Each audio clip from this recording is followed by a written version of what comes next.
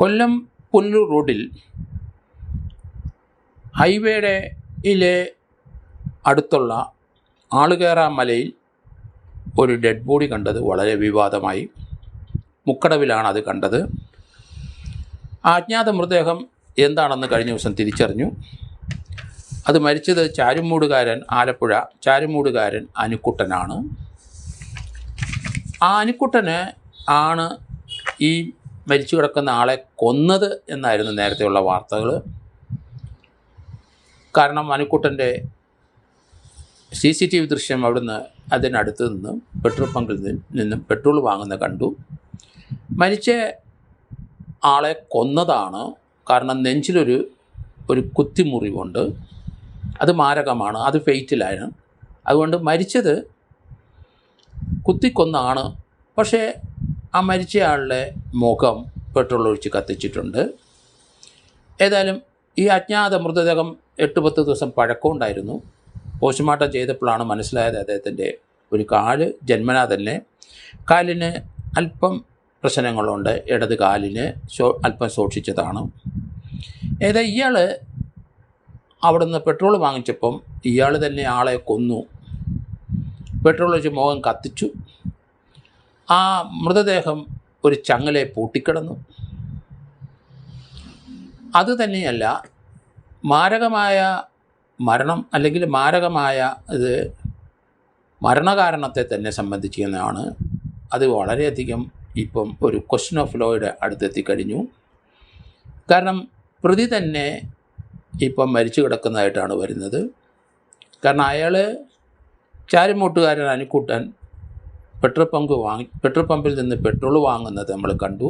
CCTV ദൃശ്യത്തിൽ അയാളൊരു മഞ്ഞ shirt, ഒരു ലുങ്കി ഉടുത്ത്, ഒരു കറുത്ത ചെരുപ്പ് ഇട്ട് അവിടുന്ന് പോകുന്നതൊക്കെ കണ്ടു. അയാൾ തന്നെയാണ് മരിച്ചു കിടക്കുന്നതെന്ന് അയാളുടെ DNA പരിശോധിച്ചപ്പം കണ്ടെത്തി കഴിഞ്ഞു.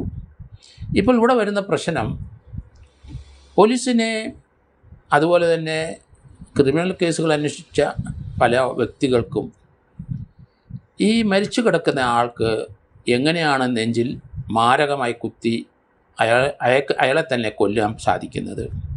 അതൊരു ഫെയ്റ്റൽ ഇഞ്ചുറിയാണ്. നെഞ്ചിൻ്റെ ഇടതുവശത്ത് കുത്തി താഴ്ത്തിയിട്ടുണ്ട്.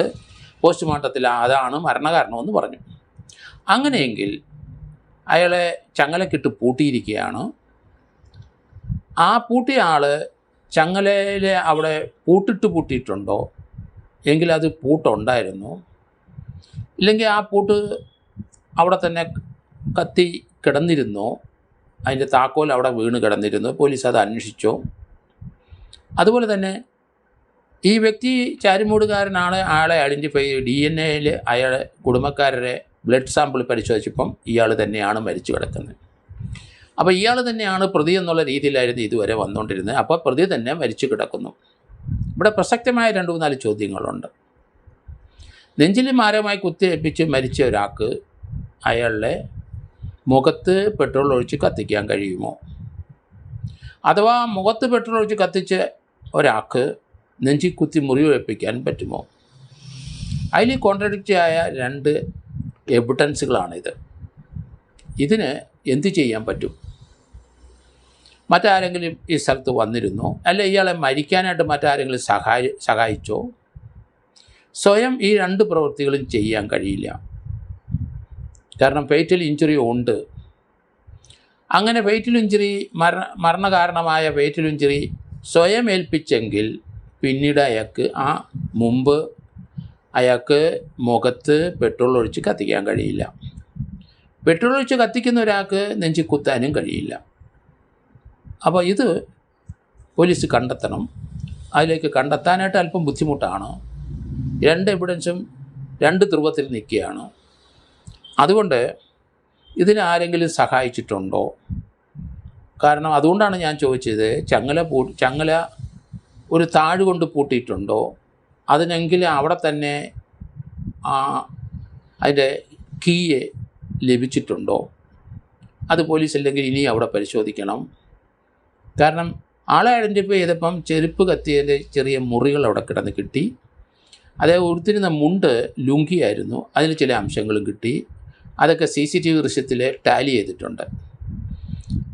അത് വലിയ രസകരമായ ഒരു കാര്യം തന്നെയാണ്.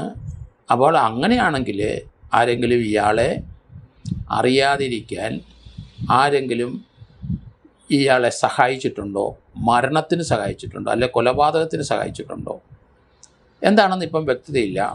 ഇതിൽ അന്വേഷണം കുറേ നാൾ നീളുമെന്നാണ് എനിക്ക് തോന്നുന്നത്.